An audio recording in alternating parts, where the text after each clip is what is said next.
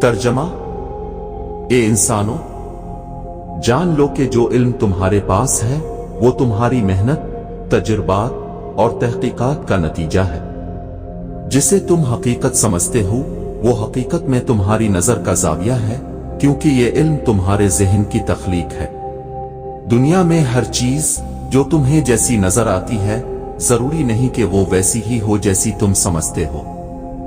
حقیقی حقائق وہ ہیں جو صرف تمہارے رب کو معلوم ہیں، جو ہر چیز جانتا ہے اور ہر پردے کے پیچھے چھپی ہوئی حقیقتوں سے واقف ہے۔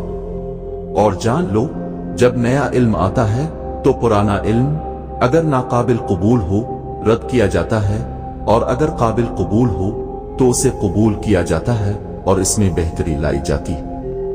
یہی علم حاصل کرنے کا اصول ہے۔ بے شک تمہارا رب علم والا ہے اور لوگوں کے علم میں وقت کے ساتھ اضافہ کرتا رہتا ہے۔